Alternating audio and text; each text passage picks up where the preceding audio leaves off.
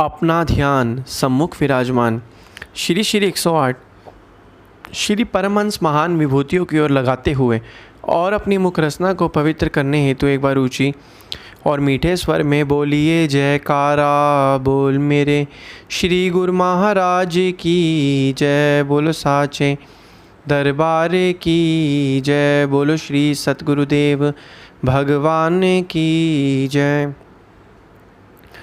गुरुमुखों, प्रकृति का यह नियम है कि पेड़ पौधों की पत्तियों पर, तनों पर हम जितना मर्जी पानी डाल दें तो वह कभी नहीं खिलते। पेड़ पौधे खिले फले फूले तभी होता है ऐसे जब हम उसकी जड़ में पानी डालते हैं। ठीक इसी प्रकार मनुष्य जो मानव जो है 84 लाख योनियों में सबसे महान संरचना है मनुष्य, जो भगवान द्वारा बनाई गई है। मनुष्य इस दुनिया में आता है और इस दुनिया में आने के बाद जो है मोह माया से संबंधित चीज़ें जो हैं उनको एकत्रित करता रहता है और फिर बाद में कहता है कि मैं बहुत दुखी हो गया हूँ, मुझे जो है चिंताओं ने घेर लिया है, अब मैं क्या करूँ। मनुष्य क्या करता है, जड़ के अंदर पानी नहीं देता। जड़ मतलब जो परमात्मा ने नाम दिया है उस नाम का जाप नहीं जपता। जब पेड़ पौधे की जड़ों में पानी डालने से वो अपने आप खुद ब खुद भी खिलने लग जाती हैं, ठीक इसी प्रकार जो मनुष्य की जो जड़ है, जो कि मन है, उसमें जब नाम सुमिरन आराधन ध्यान करेगा तो अपने आप ही सांसारिक चीज़ें सभी उसको खुद ब खुद प्राप्त हो जाएगी। एक सच्चा आनंद और एक सच्ची शांति मिलेगी। 84 लाख योनियों में मनुष्य जब भुगत के आया, उसने बहुत ही दुख सहन किया, पीड़ा सहन करी और इस दुनिया में अब जब उसे मानुष जन्म इसलिए मिला है, उसको बुद्धि इसलिए मिली है ताकि उस बुद्धि का ज्ञान करके प्राप्त करके वक़्त के संतों महापुरुषों की चरण शरण को प्राप्त करके वह इस जन्म को सुख रूप बिताए। लेकिन मनुष्य तो इस जन्म को दुख रूप बिता रहा है। जिस तरीके से मनुष्य अपने इस जन्म को दुखी होकर बिता रहा है, तो संतों महापुरुषों ने यह फरमाया है कि तू ये अपना जन्म दुखी होकर क्यों बिता रहा है। दुख तो पहले ही तो इतना भुगत चुका है। अगर इस दुनिया में इस जन्म को पाकर भी तो दुखी होकर अपना जीवन व्यतीत करेगा तो क्या फ़ायदा हो इस जन्म लेने का।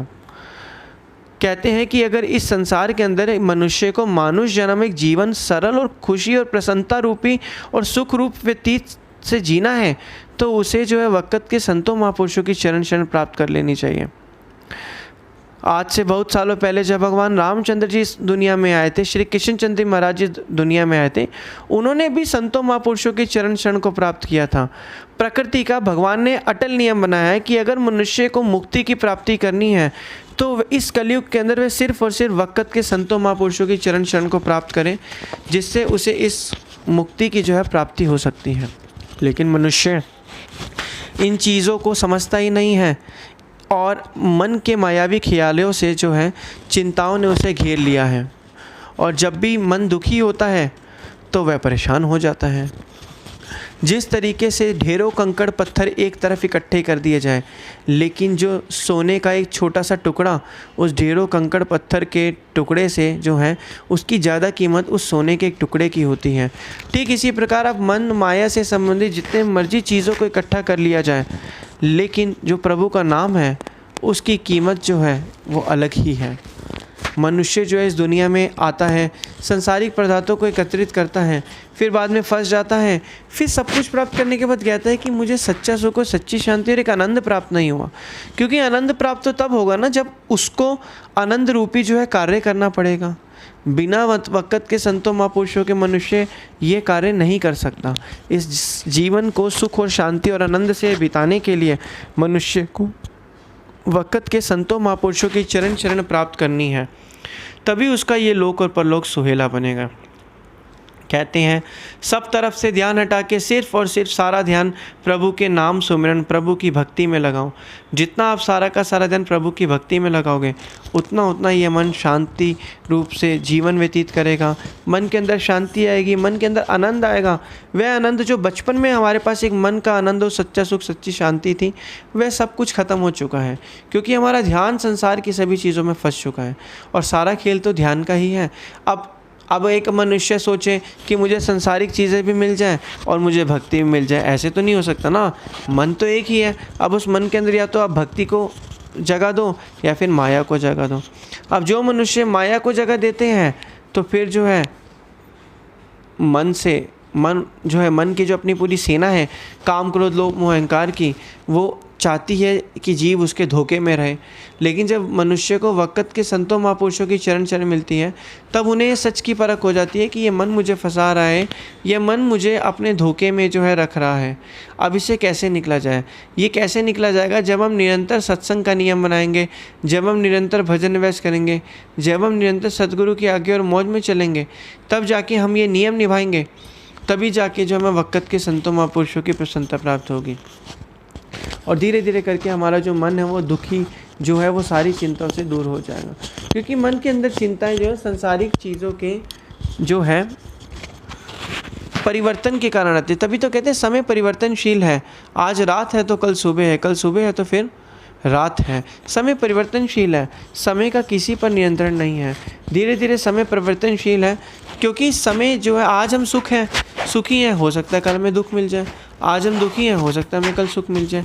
लेकिन जब हम निरंतर भजन अभ्यास करेंगे, श्री सद्गुरुदेव महाराज जी ने हमें जो नाम बख्शे उस नाम का ध्यान करेंगे, तो धीरे धीरे हमारे मन के अंदर शांति आ जाएगी, जीवन आनंद से व्यतीत हो जाएगा। लेकिन क्या यह हम कर रहे हैं? क्या हम संतों महापुरुषों की आज्ञा और मौज में चलकर क्या निरंतर हम सत्संगों में जा रहे हैं? क्या निरंतर हम भजन अभ्यास कर रहे हैं? अगर हम निरंतर ये चीज़ें कर रहे हैं तो इसका मतलब तो ठीक है। लेकिन अगर हमें नहीं कर रहे तो इसका मतलब हमारी सबसे बड़ी भूल है। जब लगातार हम भजन अभ्यास करेंगे, नाम सुमिरन आराधन करेंगे, सद्गुरुदेव महाराज जी की प्रसन्नता में चलेंगे और उनकी आज्ञा और मौज में चलेंगे, तो हमें धीरे धीरे अनुभव होगा कि हमारे मन के अंदर जितने भी सारे जो दुख हैं, कष्ट हैं, कलेश हैं, वो धीरे धीरे समाप्त होते जाएंगे। क्योंकि दुख कष्ट कलेश सिर्फ हमारे मन की उपज है जो मन बना रहा है। ज़िंदगी में आप हमेशा याद रखिए कि मन के अंदर 95% जो ख्याल हैं वो सारे फतूल ख्याल होते हैं जो हमें फंसा के रखती हैं।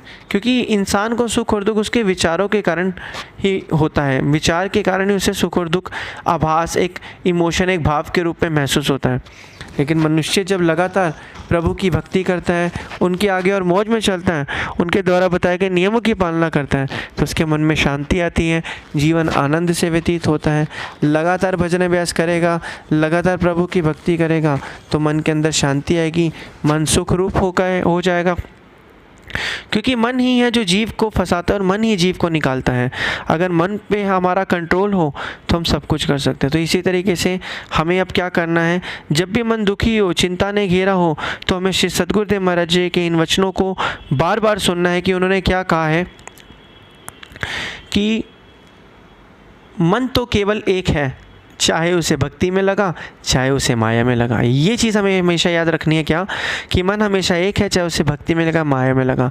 जब हमें अपने आप को बोलेंगे तब हमें पता चलेगा कि हमारा मन क्यों हम दुख में लगा रहे हैं। हमें उसे भक्ति में लगाना चाहिए, जिससे हमें सुख मिलेगा, शांति मिलेगी, आनंद मिलेगा, जिससे हमारा ये लोग भी सुखी होगा, पर लोग भी सुहेला बनेगा।